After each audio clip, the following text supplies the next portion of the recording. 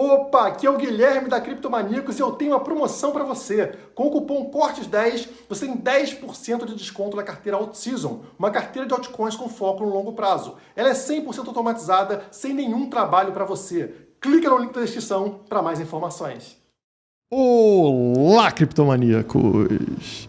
O Bitcoin é conhecido como o ouro digital e, assim como o ouro físico, ele possui características de escassez que o tornam muito interessante num ambiente inflacionário como esse que vivemos atualmente. Nos últimos tempos, o Bitcoin vem seguindo o movimento do ouro com um certo atraso e o ouro acaba de dar uma disparada violenta de preço. Se o Bitcoin continuar seguindo esse movimento do ouro, veremos preços muito interessantes para o Bitcoin muito em breve. Essa outra matéria da Cointelegraph também vai no mesmo sentido e já começa a falar sobre ouro, tá? A tradução aqui do inglês ficou péssima, mas enfim, vou tentar explicar para vocês ao longo da matéria. Começa com um trader famoso aqui, que é o CryptoTony, falando o que eu também já tinha falado, né? É isso que estou procurando no Bitcoin, uma onda corretiva agora, ou seja, uma queda de preço nesse momento, seguida por outra perna de alta até os 25 mil dólares. Então, assim como eu falei, né, a tendência seria a gente ter um recuo, talvez para a região dos 21 mil e alguma coisa, e aí sim uma outra pernada para testar a média móvel de 200 semanas ao redor dos 25 mil dólares, tá? E também não acho que vai romper de primeira. Então a gente está alinhado aqui, eu e o CryptoTony, nesse caso.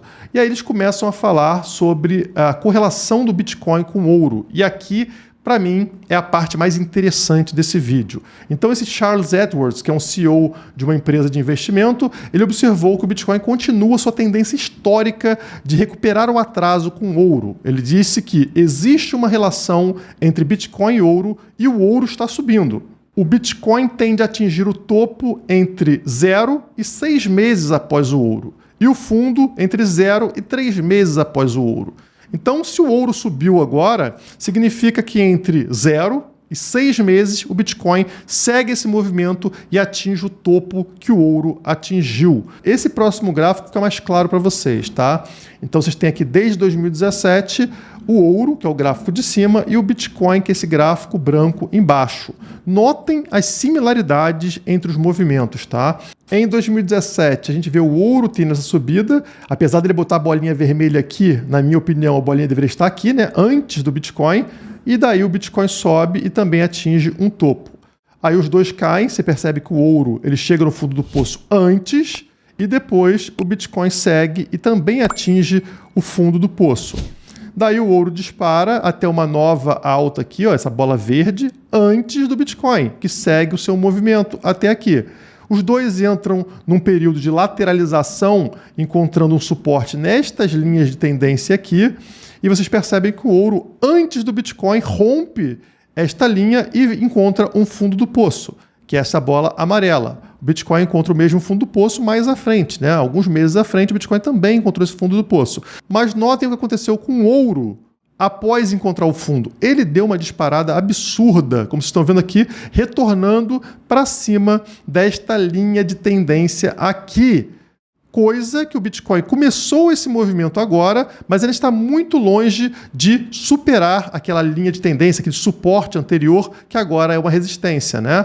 Se o Bitcoin continuar seguindo o movimento do ouro, que vem desde 2017, como vocês estão vendo nesse gráfico, qual seria a tendência, pessoal? A tendência seria o preço, ele, claro, vai corrigir, vai subir, vai corrigir, vai subir, mas uma tendência de alta, chegando a esse patamar ao redor aqui, ó, dos 40 mil dólares, tá, pessoal? Então, algo que a gente talvez não esperasse para 2023, né? O mercado muito negativo, o mercado global, digamos assim, né?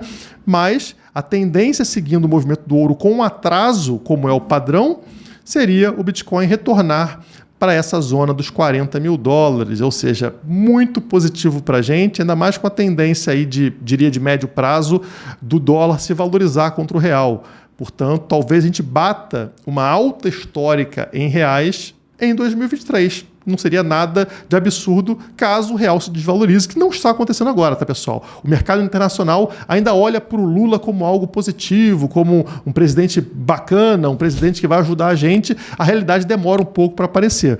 Mas a tendência, na minha visão de médio prazo, seria o real se desvalorizar contra o dólar, ajudando, portanto, a gente a tentar atingir uma alta histórica em reais, bem abaixo da alta histórica em dólar, que foi lá nos 69 mil dólares, né? Quem sabe isso ainda não é possível em 2023. A tendência aqui, caso o Bitcoin continue seguindo o ouro com atraso, seria um retorno para a região dos 40 mil dólares nos próximos meses. Isso é extremamente positivo para o Bitcoin, que vem cada vez mais substituindo o ouro como um ativo para proteção do poder de compra.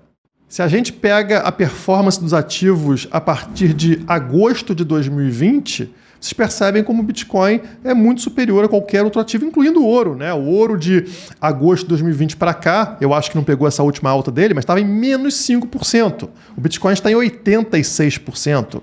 As ações dos Estados Unidos, S&P 500, 18%. Nasdaq, 2%. Prata, menos 17%.